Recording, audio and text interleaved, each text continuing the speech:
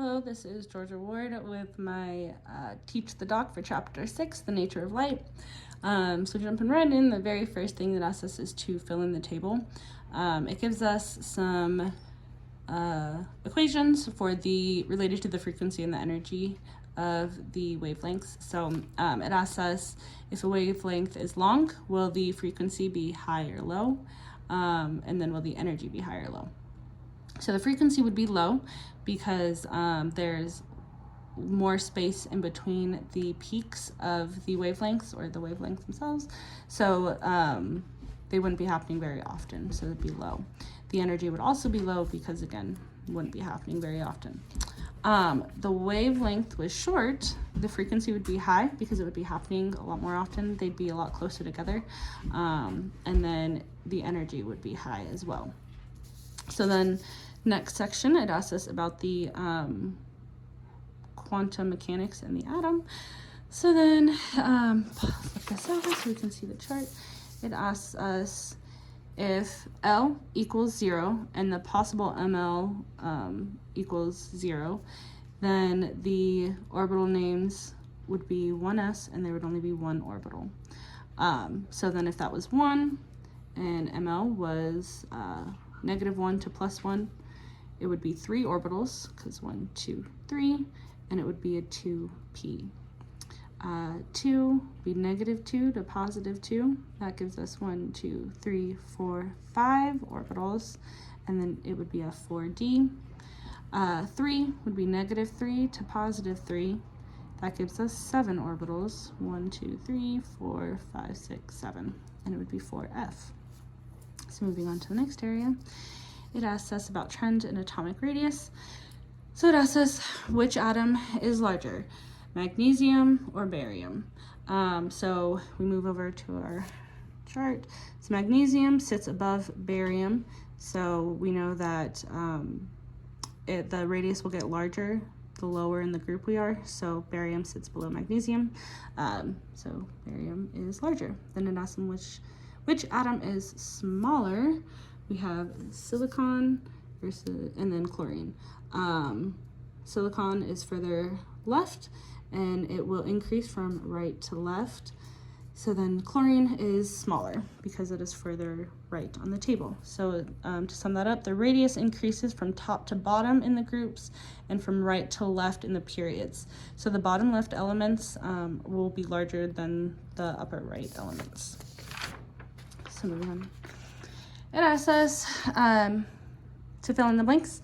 So we have cations are much smaller than their corresponding atoms because the valence electrons, which are furthest away from the nucleus, are lost. So the remaining electrons get pulled closer to the nucleus by force, and so it's smaller because it's being compacted.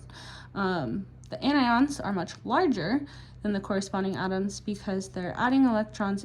By adding electrons, you increase the number of electron to electron repulsion interactions that take place. So that means it expands and gets larger. So then it asks us which is larger.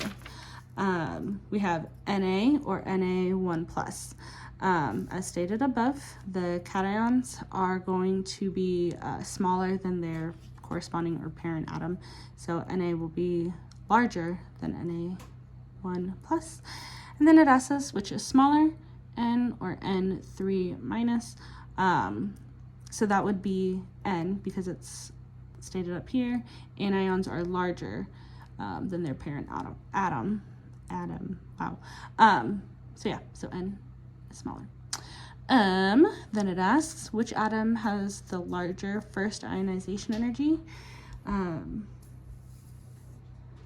So then we come over to our chart and we have fluorine or iodine, and it gets lower the lower down the chart we get. So fluorine has a 1680 kJ/mL ionization energy, where iodine has 1010. So the fluorine will have the larger.